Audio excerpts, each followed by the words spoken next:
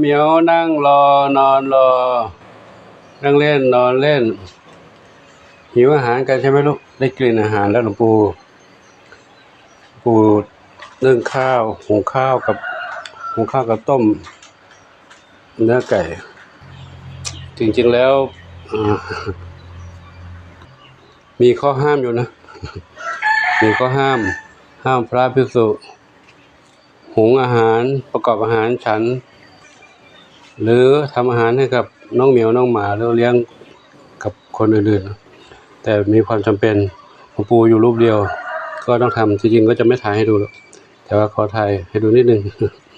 อันนี้คือข้าวหุงให้คือข้าวไรเบอรี่หุงแล้วสุกแล้วเนาะอันนี้1 ลิตรครึ่ง1 ลิตรครึ่งสุดแล้วแต่ว่าต้องรอให้เย็นก่อนถึงจะได้ไปทำคลุกกับเนื้อไก่ต้มกำลังเดือดเลยลูกเดี๋ยวกำลังเดือดเลยครับก็ต้มนี้ก็จะได้น้ำซุปด้วยก็ทุกครั้งก็ทำกันแต่ผมไม่ได้ถ่ายให้ดูหรอกว่าเขาทำแล้วได้มีดราม่าข้อห้ามมีข้อห้ามอยู่เนาะพระห้ามประกอบอาหารปรุงอาหารหุงหาอาหารให้กับสัตว์เลี้ยงคือห้ามเลี้ยงแมวเลี้ยงหมาเลี้ยงไก่ห้ามทำอาหารเลี้ยงคนด้วยนะก็มีหลายๆคลิปหลายๆข่าวว่าพระไม่ควรทำอาหารเลี้ยงคนเหมือนกับพระที่หลายๆรูปหลายๆท่านที่เขาเลี้ยงทำอาหารเลี้ยงสุนัขเลี้ยงหมาเลี้ยงแมวเลี้ยงเด็กเลี้ยงอะไรนะครับนี่ก็ขอถ่ายดูนิดนึงนะเมียรอกันเรื่องเลยร้อนอยู่นะลูกร้อนอยู่เนาะร้อนอยู่เขาก็รอให้มันเย็นด้วยนะช่วงบ่ายไปเย็นๆนู่นนะมื้อเย็นนะมื้อเย็นค่อยตอนเช้าก็กินเม็ดแล้วนี่ทีนี้ทำไว้เพื่อตอนเย็นให้เขาได้กินตอนเย็นบางครั้งถ้าหากว่ามีเหตุขัดข้องบูมมีภารกิจไปก็ไม่ได้ทำก็ต้องถ้ามีอาหารเปียกไว้ก็คลุกข้าวกินได้ข้าวสุกมี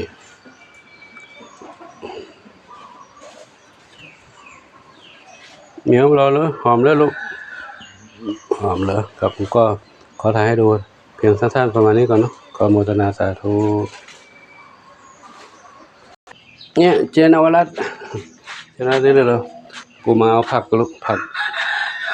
ชาวสวนเก็บมาให้แล้วสั่งเขาไว้นะเก็บไม่ทันไว้ให้น้องกระต่ายกินนะเดี๋ยววางไว้ตรงนี้ก่อนอันนี้ก่อนนะเดี๋ยวค่อยเอาเข้าข้างในนะแวะมาเยี่ยมน้องเหมียวน้อยยังคูอยู่เลยคูทำไมล่ะข้างบนนี่2อยู่ข้างล่างนี่2กินหางกันหมดไหมลูกอันนี้กินไป2 รอบแล้วยังไม่หมดนะแต่น้อยนึงเนาะกินด้วยนะเด้อหิวก็มากินลูกนะนมยังไม่มีลูกนมรอ FC ว่าจะส่งมาให้อยู่นะไม่วันนี้ก็พรุ่งนี้เนาะนมเนาะอันนี้หาซื้อไม่ได้ซื้อนมไม่ได้ครูทำไมครูพี่เหรอพี่อยู่นี่ครูพี่เหรอพี่มาเล่นด้วยเนี่ยมนชัยนั่งพิจารณาอะไรครับ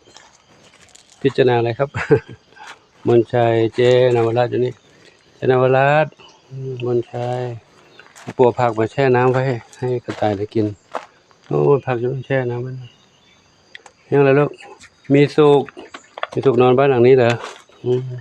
ชวนฝันใหญ่อยู่นี่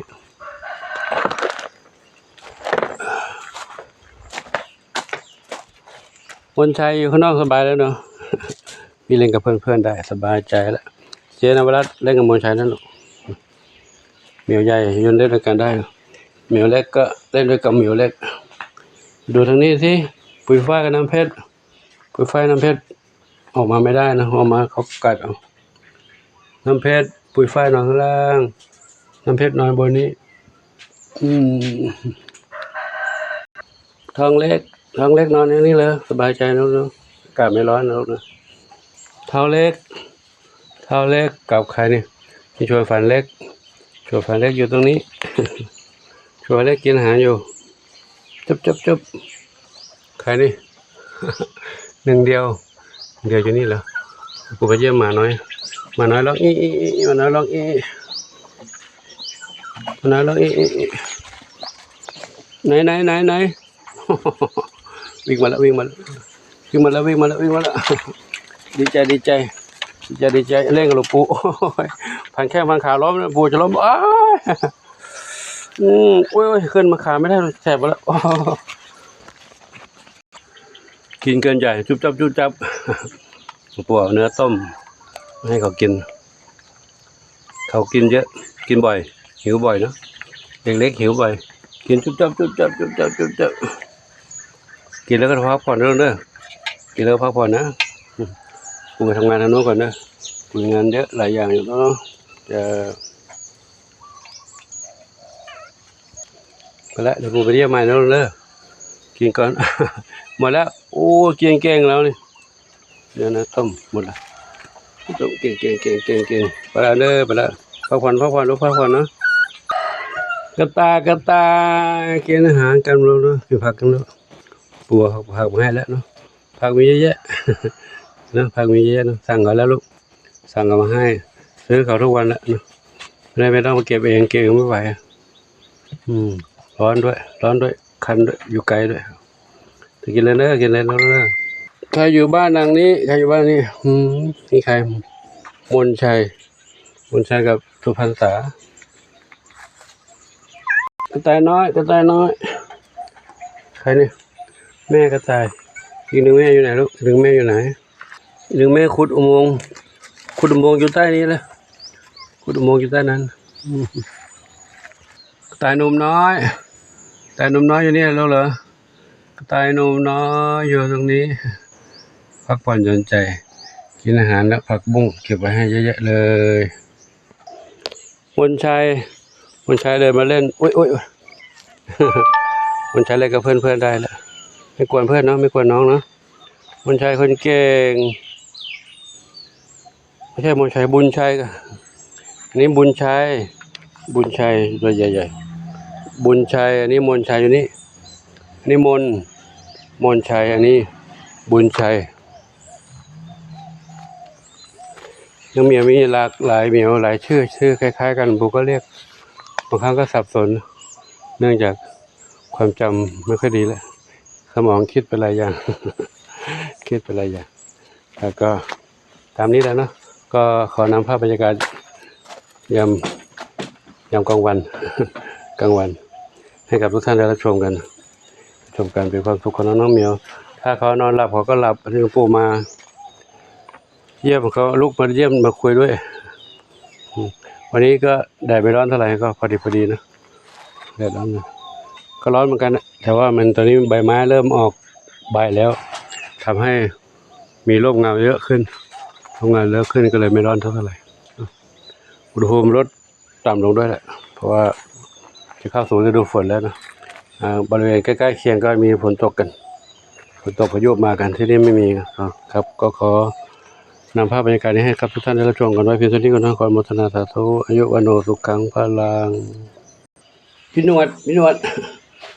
นอนนี้สบายใจเลยพี่นวดนอนตรงนี้สบายใจเป็นด้าเท้าขาวใหญ่จินตลากลับมาดูหม้อข้าวอีกครั้ง ไอขึ้นอยู่นะการนี้ก็ยังปุดอยู่ปะปักเอาเรียบร้อยแล้วร้อยเขาเย็นนู้นถ้าจะตักมาวางข้างนอกก็ได้อยู่แต่กลัวว่าเหมียวจะแย่งกินก่อนต้องไว้ในหม้อเนี่ยเดี๋ยวให้เขาเย็นถึงเวลานู้นสัก2 ชั่วโมงก็เย็นนั้นก็คอยกุ๊กข้าวให้เขากินกับน้องหมาน้องเหมียวกินกันได้แล้วกันได้ก็ขอจุดดีวัฒนีนะขออนุโมทนาสาธุอายุวันโนสุขังพลังข้าวไรเบอรี่สวย